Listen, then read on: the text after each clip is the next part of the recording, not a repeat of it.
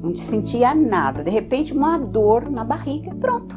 Foi detectado um tumor. Desesperada, liguei a rádio lá, não sei como, nem porquê, a rádio estava lá na Boa Nova e estava falando. O meu problema estava ali. Não pode de forma nenhuma a rádio, essa TV, Mundo Maior, terminar. De jeito nenhum. Temos Deus como pai e a doutrina como mãe.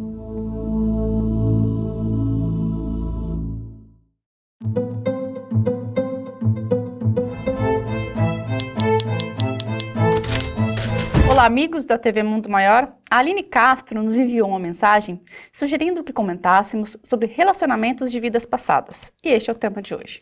André, é possível identificar na encarnação atual as pessoas que nós tivemos contato em vidas passadas?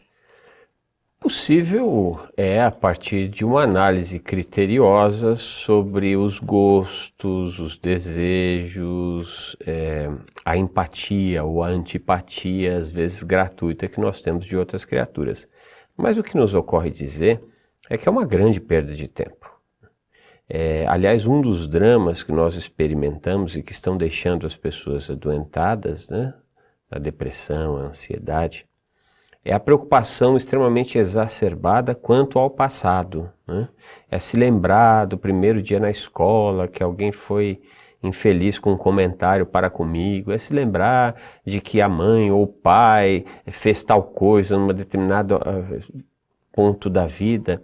E assim nós ficamos presos no passado sem nos dar conta que isso muitas vezes faz com que não vivamos o presente. Então, em verdade, o melhor seria que nós vivêssemos o presente de forma mais assertiva, mais ética, né? Bebendo das maravilhas que as relações, especialmente as relações de ordem sentimental e amorosa, podem nos trazer, sem nos preocuparmos se essa pessoa tem um passado conosco, se não tem. É melhor que vivamos esse presente para que tenhamos condições de construir juntos um futuro. Algumas novelas, André, romantizam bastante os relacionamentos amorosos que são frutos de encarnações anteriores. É possível que um amor seja vivido ao longo de diversas encarnações? Eu preferia que a pergunta fosse: é possível que uma relação sentimental se arraste ao longo das encarnações, do que o amor? Porque o amor, tal qual os espíritos superiores nos ensinam, ele está bastante distanciado dessa visão romantizada do que sente uma pessoa por outra pessoa quando vive uma relação sentimental. O amor é muito maior do que isso, né? Aliás, quando os espíritos superiores são indagados por Allan Kardec acerca do que seria de fato o amor, em um determinado momento eles dizem: olha, é melhor vocês não se preocuparem, né? Porque vocês não têm condições de entender de fato o que é o amor, né? Vocês estão muito distanciados disso. E eles ainda citam que aquilo que mais se aproxima do que de fato é o amor é o que uma mãe sente pelo seu filho. E ressaltam: mas é muito pobre para explicar aquilo que de fato é o amor. Na maior parte das vezes, as pessoas se relacionam em um ciclo longevo, né? Longevo advindo de outras experiências encarnatórias. Não dá para dizer que 90 ou 80 seria uma leviandade de nossa parte tentar trazer um número que se aproxime. Mas como nós ainda estamos no segundo estágio da evolução, que é o de provas e expiações, nós erramos mais do que acertamos. Aliás, quando os espíritos superiores explicam o que é o mundo de provas e expiações, eles dizem: o mal é maior do que o bem. Ou seja, nas nossas relações, nós nos equivocamos mais do que acertamos. E às vezes, nestas andanças de equívocos, necessário se faz para que continuemos juntos para que não hajam, pelo menos, os equívocos mais graves. Então é bastante comum que as criaturas que estão ali no nosso ambiente familiar, mais próximas de nós, do nosso ambiente profissional, são criaturas que nós já tivemos algum tipo de relação no passado e que estamos amadurecimento o trato entre nós para que essa relação seja cada vez mais assertiva. Aliás, certamente, um dos grandes dramas, especialmente aqui do nosso país, não só do nosso país, mas de outros, é a romantização das relações sentimentais, né? Porque na novela, e alguns filmes, né, literatura também, há uma visão extremamente maniqueísta de mundo, onde o mocinho é bom e ele é só bom, a mocinha é boa e ela é só boa, e o malvado, né, ele é só mal, ele não tem nada que presta, né? Em cima dessa visão, nós cremos inclusive que as relações entre o mocinho e a mocinha são perfeitas. Em provas e expiações isso não se dá. Não existem casamentos e uniões absolutamente perfeitas, onde as pessoas se entendem maravilhosamente o tempo inteiro, que um parceiro entende o outro, entende a família do outro e acertam-se nas questões sexuais, financeiras, educação dos filhos, de forma alguma. Em segundo degrau da escala evolutiva, nós erramos mais do que acertamos. Então, essa romantização que as novelas, os filmes, a literatura apresenta, ela tem sido extremamente destrutiva nas relações que se estabelecem. Por quê? Porque nós nos apaixonamos, achamos que aquela criatura é a nossa cara metade, é outro ponto que a doutrina dos espíritos deixa bem claro, que não existe cara metade, alma gêmea, isso não existe, né? Então nós idealizamos um mundo perfeito com essa criatura. E aí, uma vez estabelecido o consórcio, vêm as dificuldades financeiras, familiares, sexuais, de gostos, enfim.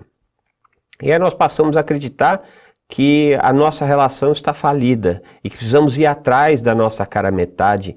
E tem pessoas que ficam trocando de cara metade a vida inteira e não se dão condições de construir uma relação assertiva, né? Uma relação onde haja mais bem do que mal. Aquilo que é possível, uma vez que as pessoas de fato desejem investir nessa relação. Agora, essa romantização que nos traz, ela é extremamente destrutiva para as relações humanas, especialmente no campo dos sentimentos. E André, é possível que uma relação que seja interrompida, por exemplo, nas novelas, nos filmes, geralmente ou é um romance, uma relação muito forte, que é interrompida por algum motivo, morre, um desastre, alguma coisa, e aí eles retomam isso numa outra encarnação.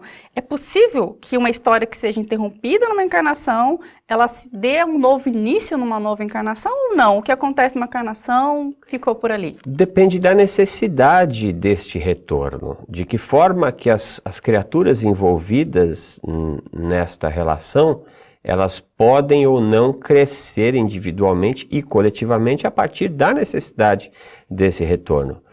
Infelizmente, também nós falamos na questão anterior das novelas, dos filmes, da literatura, não podemos nos esquecer também da literatura, entre aspas, espírita, que narra estes casos de amor, onde no passado as pessoas não se entenderam e agora vêm e se reúnem e são felizes para sempre. O feliz para sempre, que é uma outra estupidez, com perdão da palavra, que é encontrada inclusive nos contos infantis, né? Há todo aquele sofrimento e foram felizes para sempre.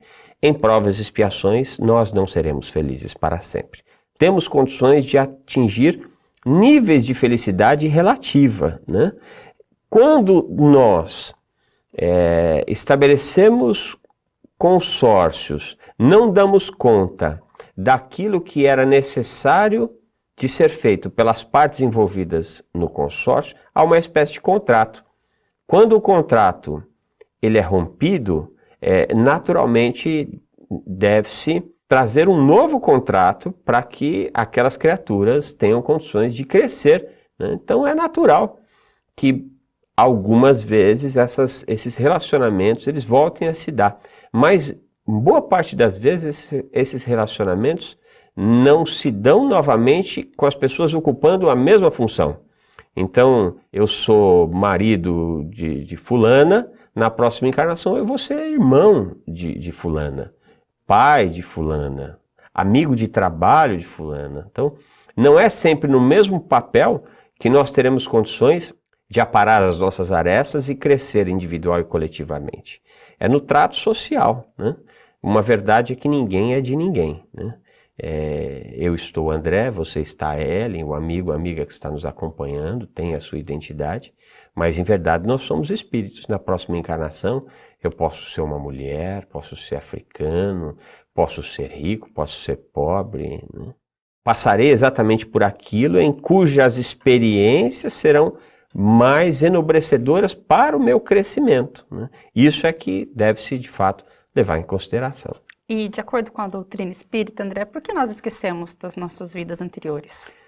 Olha, essa é uma das maiores bênçãos e é importante, vou até fazer uma analogia aqui, né?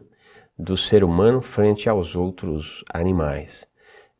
Quando você vê um cachorrinho nascendo, um filhote de um cachorro, você vê que ele, muito mais rapidamente do que o humano, a criança humana, ele já consegue se equilibrar nas 4 patas, ele já sai procurando a mama da mãe.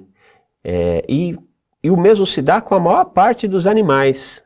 Tal não se dá com o bebê humano, que é um completo dependente dos cuidados paternos. A criança demora 9, 10, 1 ano e pouco para andar, para poder começar a utilizar a fala. Ela se torna, nos primeiros meses e anos, completamente dependente do seu pai e da sua mãe. Isso se dá, a nosso ver, muito em função da nossa necessidade de esquecer. E por que esquecer? Porque nós trazemos as boas tendências, fruto de nosso aprendizado de encarnações passadas, mas também trazemos as nossas más tendências. Então, muitos de nós, se não houvesse o esquecimento, bateríamos a carteira do médico ainda no centro cirúrgico, instantes depois de dar o nosso primeiro choro, né? Ou passaríamos a mão na enfermeira ou algo do tipo, tamanha as desordens ainda do nosso processo evolutivo. Então, o esquecimento é uma bênção. A divindade nos outorga a possibilidade do esquecimento, dando condições para que o papai e a mamãe tragam os elementos da educação que trarão a força para que aquele espírito vença suas necessidades que não foram vencidas em encarnações de outrora. Então, o esquecimento é uma necessidade humana, daí porque que nós não devemos ficar nos aventurando a saber o que fomos, com quem nós nos relacionamos em vidas pregressas. É melhor que nós nos preocupemos mais com hoje, né?